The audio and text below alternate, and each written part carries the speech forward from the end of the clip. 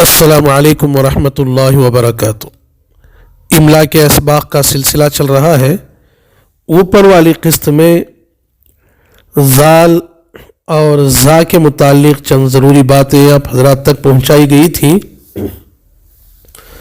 چلیے آج جا کے متعلق چند الفاظ پیش کیے جا رہے ہیں کہ ان الفاظ کا املا جا سے ہی صحیح ہے۔ وہ الفاظ ترتیبوار آپ حضرات کی خدمت میں پیش کیے جا رہے ہیں۔ ایک ہے مژدہ، میجا، ارجنگ، واجوں، مژگاں، پژمردہ، اجدر، ژالہ، ژاژ، ژاژخائے، پژمردگی، نژاد، ژولیدہ، اژدہا، ٹیلی ویژن، آذخ، پژوہ، ژرف، ژرف نگاہ، ژند باف، لجا، نجخار، نجم، یہ سب الفاظ ہیں جن کے معنی آپ حضرات اسکرین پر دیکھ رہے ہیں۔ ان کا املا جا سے ہی صحیح ہے۔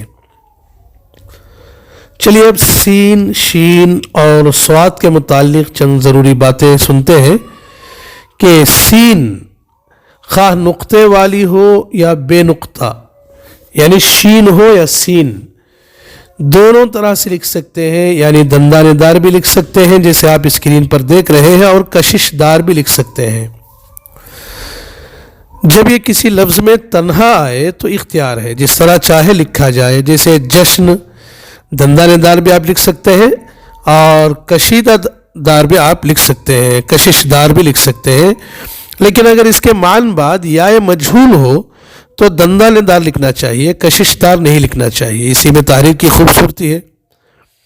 اور اگر کسی لفظ میں دو سین یا شین بلا فصل یعنی فوراً ساتھ ساتھ آ جائیں، جمع ہو جائیں، تو پہلی شین یا سین کو کشش دار اور دوسری کو دندانے دار لکھنا چاہیے، اسی میں خوبصورتی ہے جیسے آپ دیکھ رہے ہیں۔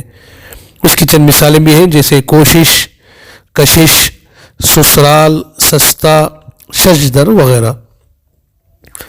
ایک بات یاد رکھنے کی ہے کہ جب سین شروع یا درمیان میں ملا کر لکھی جائے تو اس کے 3 شوشے ہوتے ہیں۔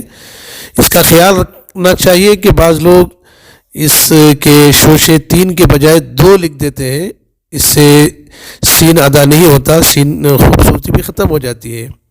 اسی طرح سواد ہے، سواد بھی جب آپ لکھ رہے ہوں تو اس کا بھی ایک شوشہ ہوتا ہے، اسے شوشہ بنا کر لکھنا چاہیے جیسے آپ دیکھ رہے ہیں مصباح میں۔ اسی طرح صبح، مصیبت، ان سب میں ایک شوشہ بنا ہوا ہے مستقل۔